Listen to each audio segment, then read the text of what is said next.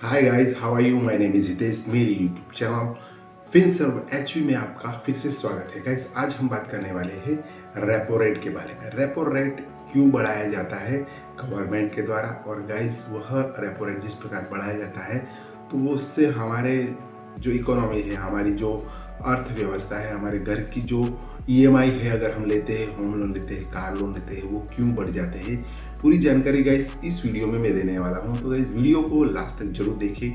मेरी YouTube channel पर आप नए हैं तो गाइस चैनल को सब्सक्राइब जरूर कर लेना। पैसों से जुड़ी, लोन से जुड़ी हुई इंफॉर्मेशन है जो कि इस चैनल पर आपको मिलती रहेगी गाइस।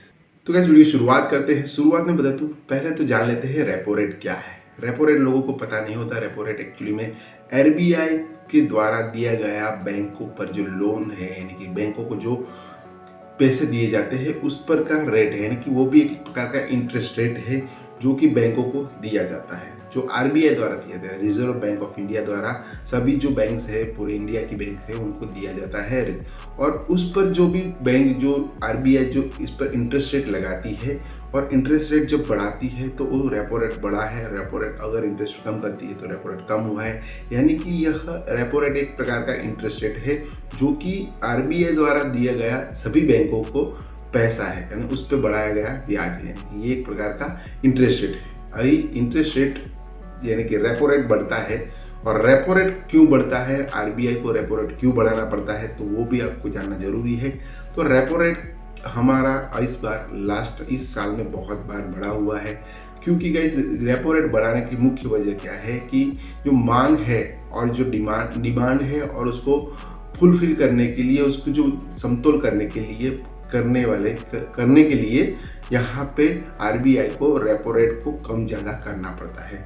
जब मार्केट में सप्लाई ज़्यादा होगी और मांग कम होगी तब रेपो रेट कम किया जाएगा, और जब रेपो रेट बढ़ता है तो उसका जो भार है वो बैंक किस पर डालती है? बैंक डालती है जो कस्टमर रहते हैं, आम जनता पर, जिन्होंने लोन लिया है, होम लोन लिया है, कार लोन लिया है, पर्सनल लोन लिया है, उस पर डाल देती है कि उन पे ही इंटरेस्ट रेट बढ़ता है। अगर कोई भी चीज़ में मैं कहीं से पैसे ला रहा हूँ, उस पर मुझे कितना इंटरेस्ट रेट पे करना है ना, मुझे कितना उसमें से पैसे मिलने वाले हैं। अगर मुझे ज़्यादा कम पैसे मिलेंगे तो मैं लोगों को और ज़्यादा भाव में बेचूंगा, क्योंकि गाइज यहाँ पे मुझे भी थोड़ा बहुत मिलना चाहिए। इस प्रकार इस बैंकों का है कि बैंक जहाँ पर उनको जिस प्रकार इंटरेस्ट रेट पे करना पड़ता है आरबीआई को, उसी प्रकार बैंक को भी कुछ बहुत पैसे मिलने चाहिए। तो वो भी कहाँ से कलेक्ट करेंगी? वो कस्टमर से, यानी सीधा ही बाहर जहाँ जो आम जनता पर आ जाता है, जिन लोगों ने होम लोन और कार लोन ऑलरेडी परचेस किया है या पर्सनल लोन हो है या यूज़ कर रहे हैं, तो यहाँ पे वो ईएमआई बढ़ जाते हैं।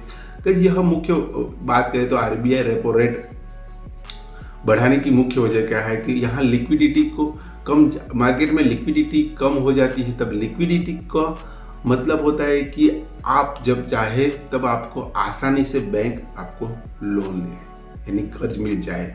तो यहाँ हम बात करेंगे जब मार्केट में डिमांड ज़्यादा होती है और सप्लाई कम हो जाती है तब महंगाई बढ़ती है।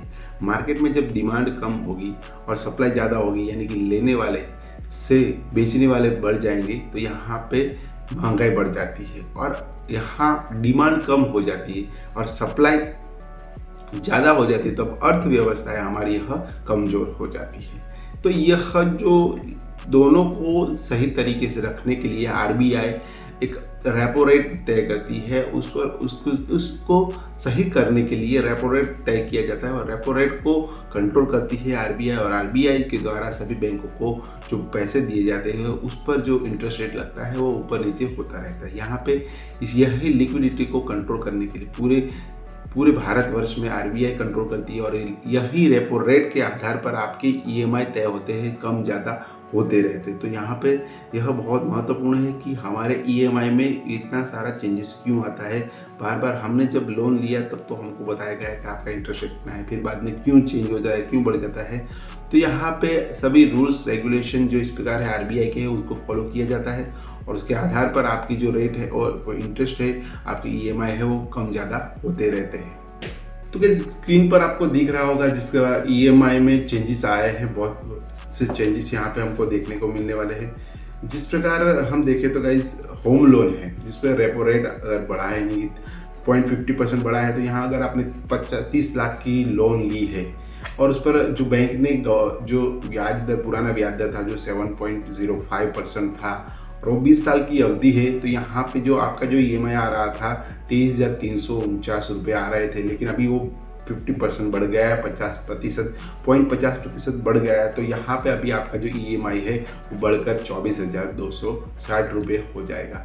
जिस प्रकार अगर आपने 50 लाख लोन ली है उस पर 7.5%, 7.05% ऑलरेडी इंटरेस्ट, पुराना इंटरेस्ट रेट है, 20 साल की जो आपकी अवधि है, उसका जो EMI आ रहा था गाइज 38,915 रुपये, वह अभी बढ़कर गाइज यहाँ पे 40,433 रुपये हो चुका है। और इंटरेस्ट रेट जो बात करें तो 7.55% हो चुका है। यहाँ 1 करोड़ की अगर आपने लोन ली है तो गाइज 7.5% के हिसाब से 20 साल का हम देखें तो गाइज 77,830 रुपीज़ यहाँ पे आता है। लेकिन गाइज जब हम बढ़ गए तो यहाँ पे बहुत सारे चेंजेस, यहाँ पे बहुत सारे ज़्यादा पे हम पे करने पड़ेंगे। यहाँ पे हम देखें तो 755% के हिसाब से 80,865 रुपये हमको पे करने पड़ेंगे। यानी कि आपकी जो इकोनॉमी है, अगर आप जिस प्रकार आप चल रहे हैं, आपका आर्थिक, आपके घर की जो इकोनॉमी है वहाँ पे थोड़ा बिगड़ने का चांसेस बढ़ जाए, लोगों के टेंशन बढ़ जाते हैं। क्योंकि गाइस हम जिस प्रकार हमारे घर का जो अर्थव्यवस्था चलाते हैं उसमें बहुत सारे पैसे अगर हम जो ज़्यादा पे करने पड़ते हैं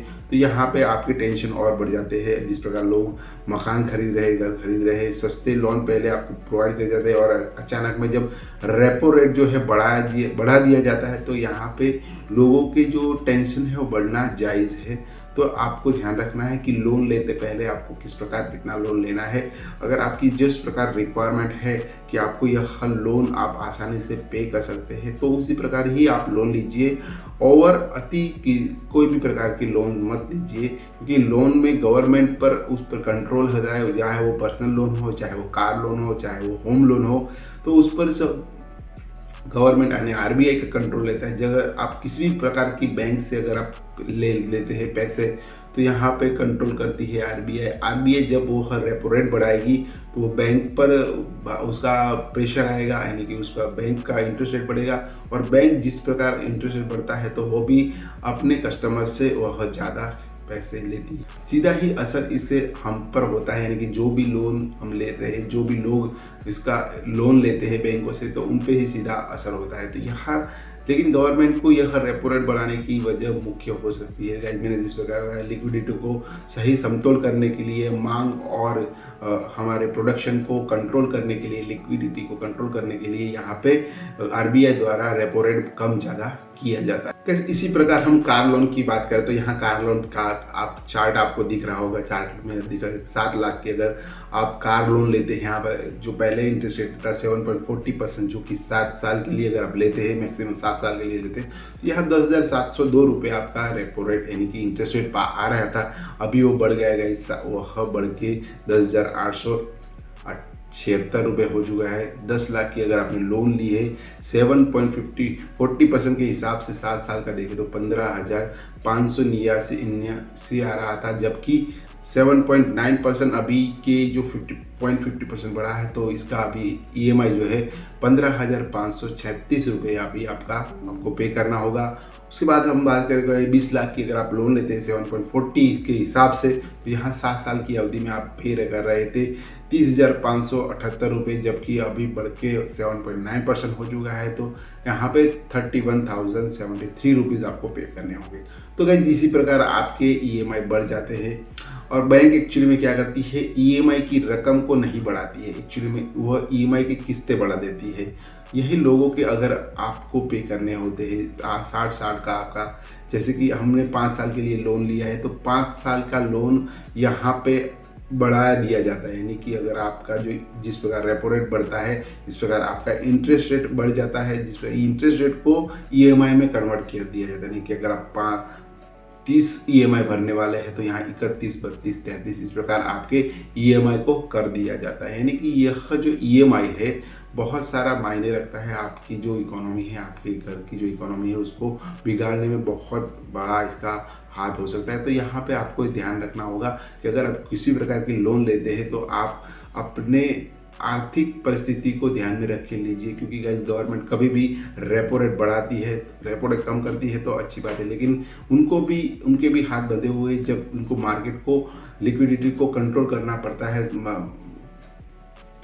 मांग और पुरवठे को वह उनको कंट्रोल करना पड़ता है, तभी इनको यह काम करना पड़ता है। तो गाइस इस प्रकार रेपो रेट को आप जान लेंगे होंगे, आपको जिस प्रकार मैंने इन्फॉर्मेशन दिया है रेपो रेट क्या है, रेपो रेट से आपकी ईएमआई पर कितना फर्क आने वाला है, पूरी जानकारी इस वीडियो में दी है। तो गाइस वीडियो लास्ट तक देखने के लिए बहुत ही शुक्रिया। नए वीडियो और नई इन्फॉर्मेशन के साथ हम कल फिर से मिलेंगे, तब तक के लिए शुक्रिया। बाय बाय दोस्तों, बाय बाय।